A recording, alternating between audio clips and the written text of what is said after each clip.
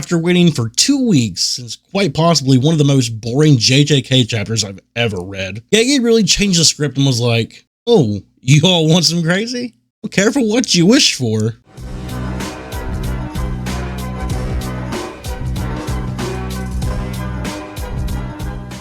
Jujutsu Kaisen chapter 242 just dropped today, and to a lot of people's shock, as well as my own, it was a big surprise from last week. It left me feeling the exact opposite the end of chapter 241 left me with. Whereas I was feeling dread, boredom, and just plain frustration with this fight and how much time has been devoted to it, when we had quite possibly the more dire situation happening with Sukuna versus the whole squad. But after this chapter, I gotta say, I'm thoroughly enjoying it. Given with its out there pacing and action, and even though I may be still ready for this fight to end, I'm excited to see how it ends, which I really think speaks to the type of author Gege Akutami truly is. So starting on this lucid dream of a chapter, we have Kenjaku summoning a special grade Shikigami just to have it immediately ran over and decimated by Takaba in a sushi truck.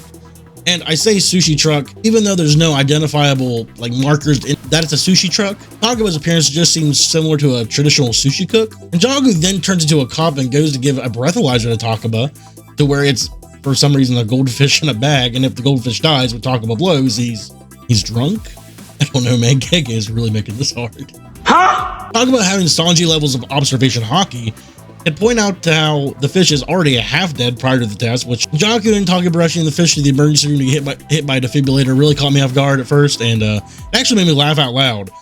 Not the one thing you do when you breathe really hard out your nose and reply with LOL, but genuinely it got a reaction out of me, and that's just something a lot of mangas just can't do nowadays in terms of comedy. Kenjaku turning into a nurse after Takaba demands of wanting tons of nurses fighting over him because of the fish dying, well, was, I know, I've seen a bunch of people memeing Kenjaku as a nurse and seemingly having a feminine body while in the getup, and I guess you could see it if you wanted to, but I really got the impression just where it was a female outfit in general made it appear that way. The memes were great though, so thanks to everyone on Twitter for all the Nurse Jaku memes I've seen everywhere.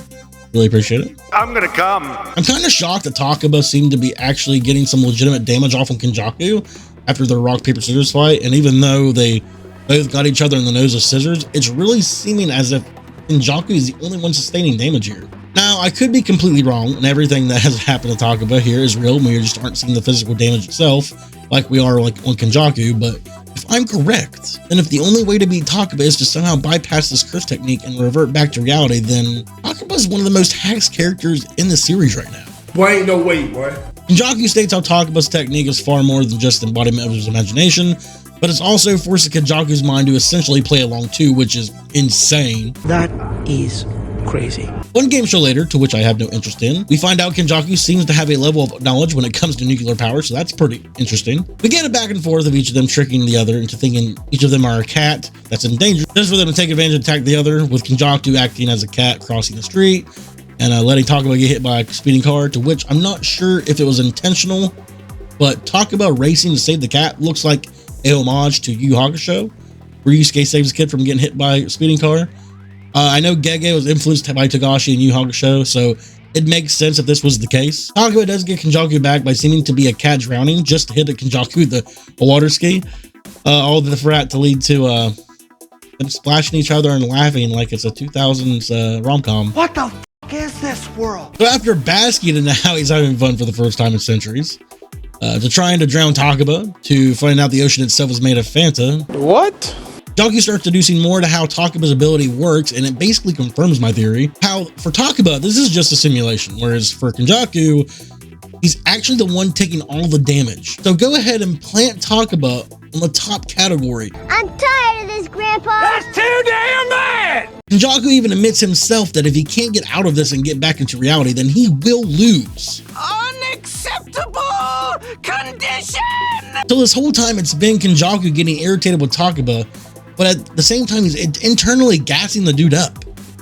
So Kenjaku's final attempt to break this illusion is to take control of the simulation. And what does this guy do? He takes him and Takaba to a comedy stage and calls Takaba his partner. The dude is smooth with it, and he knows what he's doing. There's no break next week, so hopefully we can get the conclusion of this fun and goofy fight.